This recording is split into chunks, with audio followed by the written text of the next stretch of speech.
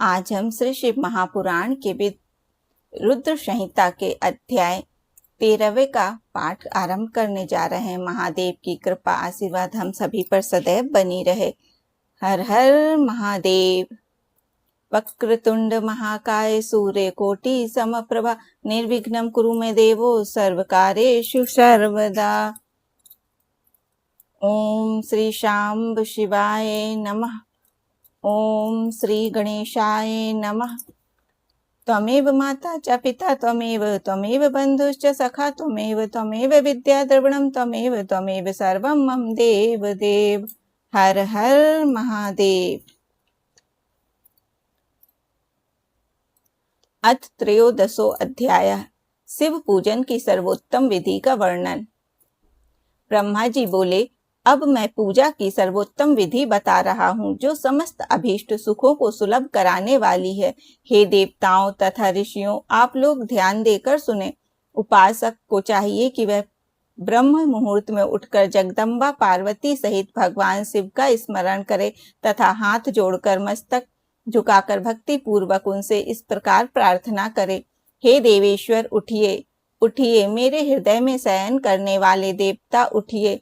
हे उमाकांत, उठिए और ब्रह्मांड में सबका मंगल कीजिए। मैं धर्म को जानता हूँ किंतु मेरी उसमें प्रवृत्ति नहीं होती। मैं अधर्म को जानता हूँ परंतु मैं उससे दूर नहीं हो पाता। हे महादेव, आप मेरे हृदय में स्थित होकर मुझे जैसी प्रेरणा देते हैं वैसा ही मैं करता हूँ। भक्ति पूर्वक यह वचन कहकर और गुरु के चरणों का स्मरण करके गांव से बाहर दक्षिण दिशा में मलमूत्र का त्याग करने के लिए जाए। इसके बाद मिट्टी और जल से शरीर की शुद्धि करके दोनों हाथों और पैरों को धोकर दंत धावन करे। सूर्योदय होने से पहले ही दातौन करके मुंह को 16 बार जल की अंजलियों से धोए। हे देवताओं तथा ऋषियों, षष्ठी, प्रतिपदा, अमावस्या और नवमी तिथियों तथा रविवार के दिन से भक्त को यत्न पूर्वक दातौन को त्याग देना चाहिए। अवकाश के अनुसार नदी आदि में जाकर अथवा घर में ही भली भांति स्नान करे। मनुष्य को देश और काल के विरुद्ध स्नान नहीं करना चाहिए।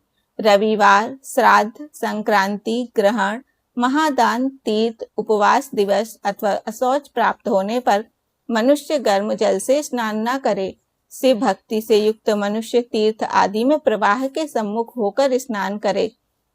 जो नहाने के पहले तेल लगाना चाहे उसे विहित एवं निषिद्ध दिनों का विचार करके ही तेलाभ्यंग करना चाहिए। जो प्रतिदिन नियम पूर्वक तेल लगाता हो उसके लिए किसी भी दिन तेलाभ्यंग करना दोषपूर्ण नहीं है, अथवा जो तेल इत्र आदि से वासित हो उसका लगाना किसी भी दिन दूषित नहीं है। श्राद्ध, ग्रहण, उपवास और प्रतिपदा के दिन तेल नहीं लगाना चाहिए। सरसों का तेल ग्रहण को छोड़कर किसी भी दिन दूषित नहीं होता। इस तरह देश काल का विचार करके ही विधि पूर्वक स्नान करें। स्नान के समय अपने मुख को उत्तर अथवा पूर्व की ओर रखना चाहिए। उच्छिष्ट वस्त्र धारण करके स्नान कभी ना करें। शुद्ध वस्त्र धारण करके इष्ट देव का स्मरण करते हुए स्नान करना चाहिए। जिस वस्त्र को दूसरे ने धारण किया हो तथा जिसे स्वयं रात में धारण किया गया हो उससे तभी स्नान किया जा सकता है जब उसे धो लिया गया हो। इसके पश्चात देवताओं, ऋषियों तथा पितरों को तृप्ति देने वाला तर्पण करना चाहिए। उसके बाद धुला हुआ वस्त्र पहने और आचमन करें।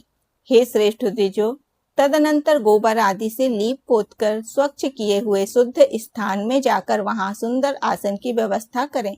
वह आसन विशुद्ध काष्ठ का बना हुआ, पूरा फैला हुआ तथा चित्रमय होना चाहिए। ऐसा आसन संपूर्ण अभीष्ट फलों को देने वाला है। उसके ऊपर बिछाने के लिए यथा योग्य मृग चर्म आदि ग्रहण करें। शुद्ध बुद्धि वाला पुरुष उस आसन पर बैठकर भस्म से त्रिपुंड लगाए।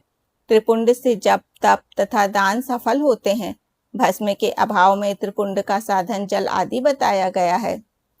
इस तरह त्रिपुंड करके मनुष्य रुद्राक्ष धारण करे और अपने संध्योपासना आदि नित्य कर्म का संपादन करके पुनः शिव की आराधना करे। तत्पश्चात 3 बार मंत्र पूर्वक आचमन करे अथवा गंगा बिंदु ऐसा उच्चारण करते हुए 1 बार आचमन करे। तत्पश्चात वहां शिव की पूजा के लिए अन्न और जल लाकर रखे। दूसरी कोई भी जो वस्तु आवश्यक हो उसे यथाशक्ति जुटाकर अपने पास रखे। इस प्रकार पूजन सामग्री का संग्रह करके वहां धैर्य धारण करके जल, गंध और अक्षत से युक्त एक अर्घ्य पात्र लेकर उसे दाहिने भाग में रखे। उससे उपचार की सिद्धि होती है। फिर गुरु का स्मरण करके उनकी आज्ञा लेकर विधिवत सकाम संकल्प करें। पराभक्ति से सपरिवार शिव का पूजन करें। एक मुद्रा दिखाकर सिंदूर आदि उपचारों द्वारा सिद्धि बुद्धि सहित विघ्नहारी गणेश का पूजन करें। लक्ष्य और लाभ से युक्त गणेश जी का पूजन करके उनके नाम के आदि में प्रणव तथा अंत में नमः जोड़कर नाम के साथ चतुर्थी विभक्ति का प्रयोग करते हुए नमस्कार करें। यथा ओम गणपतये नमः अथवा ओम लक्ष्य लाभ युताय सिद्धि बुद्धि सहिताय गणपतये नमः। तदनंतर उनसे क्षमा प्रार्थना करके पुनः भाई कार्तिकेय सहित गणेश जी का पराभक्ति से पूजन करके उन्हें बारंबार नमस्कार करें। तत्पश्चात सदा द्वार पर खड़े रहने वाले महोदर का पूजन करके सती साध्वी गिरिराज नंदिनी उमा की पूजा करें।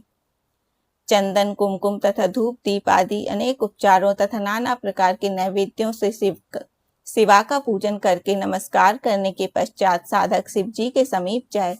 यथा संभव अपने घर में मिट्टी, सोना, चांदी, धातु या अन्य द्रव्य पारे आदि की शिव प्रतिमा बनाए और उसे नमस्कार करके भक्ति परायण होकर पूजा करे। उसकी पूजा हो जाने पर सभी देवता पूजित हो जाते हैं।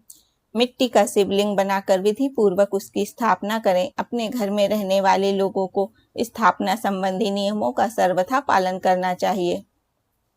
भूत शुद्धि करके प्राण प्रतिष्ठा करें।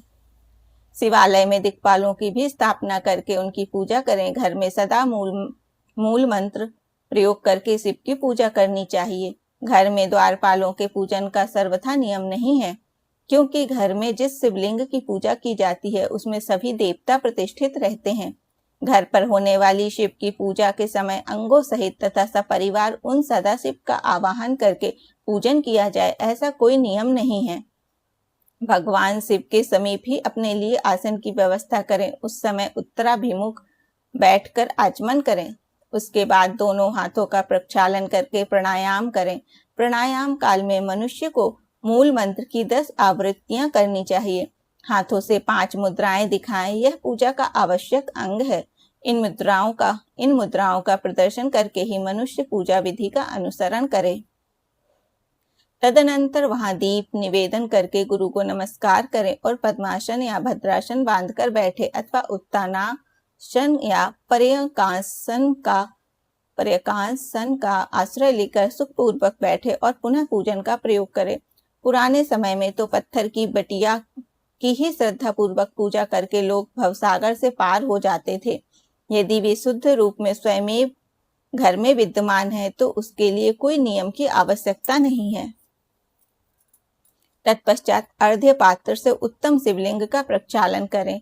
मन को भगवान शिव से अन्यत्र न ले जाकर पूजा सामग्री को अपने पास रखकर निम्नांकित मंत्र समूह से महादेव जी का आवाहन करें, जो कैलाश के शिखर पर निवास करते हैं, पार्वती देवी के पति हैं, समस्त देवताओं से उत्तम है, जिनके स्वरूप का शास्त्रों में यथावत वर्णन किया गया है, जो निर्गुण होते हुए भी गुण रूप हैं, जिनके 5 मुख 10 भुजाएं और प्रत्येक मुखमंडल में 3-3 नेत्र हैं, जिनकी ध्वजा पर वृषभ चिन्ह अंकित है, जिनके अंग की कांति कर्पूर के समान गौर है,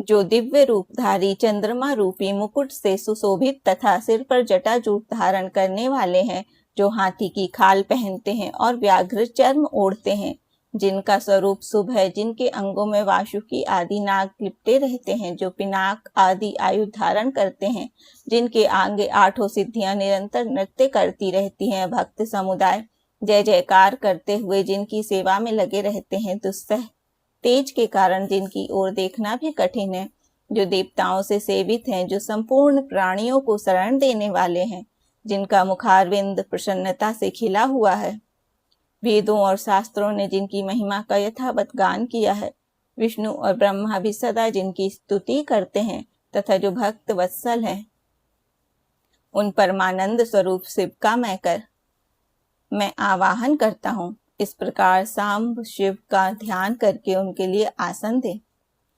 चतुर्थी अंत पद से ही क्रमशः सब कुछ अर्पित करें। यथा सांबाय सदाशिवाय नमः आसनम समर्पयामि इत्यादि। तत्पश्चात भगवान शंकर को पाद्म और अर्घ्य दे तदनंतर परमात्मा शंभु को आचमन कराकर पंचामृत संबंधी द्रव्यों द्वारा प्रसन्नता पूर्वक शंकर को स्नान कराएं। वेद मंत्रों अथवा समंत्रक चतुर्थ्यंत नवम नाम पदों का उच्चारण करके भक्ति पूर्वक यथा योग्य समस्त द्रव्य भगवान को अर्पित करें। अभीष्ट द्रव्य को शंकर के ऊपर चढ़ाएं, फिर भगवान शिव को जलधारा से स्नान कराएं। स्नान के पश्चात उनके श्रीअंगों में सुगंधित चंदन तथा अन्य द्रव्यों का यत्न पूर्वक लेप करें। तत्पश्चात सुगंधित जल से ही उनके ऊपर जलधारा गिराकर अभिषेक करें। वेद मंत्रों, षडांगों अथवा शिव के 11 नामों द्वारा यथावकाश जलधारा चढ़ाकर वस्त्र से शिवलिंग को अच्छी तरह पोंछें। तदनंतर आचमन प्रदान करें और वस्त्र समर्पित करें। नाना प्रकार के मंत्रों द्वारा भगवान शिव को तिल, जौ, गेहूं, मूंग और उड़द अर्पित करें। फिर 5 मुख वाले परमात्मा शिव को पुष्प चढ़ाएं। प्रत्येक मुख पर ध्यान के अनुसार यथोचित अभिलाषा करके कमल, शतपत्र, शंख पुष्प, कुश पुष्प, धतूर, मंदार, द्रोण पुष्प, तुलसी दल तथा बिल्व पत्र के द्वारा पराभक्ति के साथ भक्त वत्सल भगवान शंकर की विशेष पूजा करें। अन्य सब वस्तुओं का अभाव होने पर शिव को केवल बिल्व पत्र ही अर्पित करें। बिल्व पत्र समर्पित होने से ही शिव की पूजा सफल होती है। तत्पश्चात सुगंधित चूर्ण तथा सुवासित उत्तम तैल, इत्र आदि विविध वस्तुएं बड़े हर्ष के साथ भगवान शिव को अर्पित करें। तदनंतर प्रसन्नता पूर्वक गुग्गुल और अगुरु आदि से धूप निवेदित करें। तदनंतर शंकर जी को घृत पूर्ण दीपक दें। इसके बाद निम्न मंत्र से भक्ति पूर्वक पुनः अर्घ्य दें और भक्ति भाव से वस्त्र द्वारा उनके मुख का मार्जन करें। हे शंकर, आपको नमस्कार है। आप इस अर्घ्य को स्वीकार करके मुझे रूप दीजिए, यश दीजिए, सुख दीजिए तथा भोग और मोक्ष का फल प्रदान कीजिए। इसके बाद भगवान शिव को भांति भांति के उत्तम नैवेद्य अर्पित करें। इसके पश्चात प्रेम पूर्वक शीघ्र आचमन कराएं। तदनंतर शांगोपांग तांबुल बनाकर शिव को समर्पित करें। इसके अनंतर 5 बत्ती की आरती बनाकर भगवान को दिखाएं। पैरों में 4 बार, नाभि मंडल के सामने 2 बार, मुख के समक्ष 1 बार तथा संपूर्ण अंगों में 7 बार आरती दिखाएं। तत्पश्चात यथोक्त ध्यान करके मंत्र का उच्चारण करें। बुद्धिमान मनुष्य को गुरु के द्वारा बताए गए नियम के अनुसार ही मंत्र का जप करना चाहिए, अथवा अपने ज्ञान के अनुसार जितनी संख्या में हो सके उतनी संख्या में ही मंत्रों का विधिवत उच्चारण करें। प्रेम पूर्वक नाना प्रकार के स्तोत्रों से वृषभ ध्वज शंकर की स्तुति करें। तत्पश्चात धीरे धीरे शिव की परिक्रमा करें। इसके बाद भक्त पुरुष साष्टांग प्रणाम करें और शिव की प्रसन्नता के लिए उन परमेश्वर शंकर को इस मंत्र से भक्ति पूर्वक पुष्पांजलि दें। हे शंकर, मैंने अज्ञान से या जानबूझकर जो पूजन आदि किया है वह आपकी कृपा से सफल हो। हे मृण, मैं आपका हूँ, मेरे प्राण सदा आप में लगे हुए हैं, मेरा चित्त सदा आपका ही चिंतन करता है।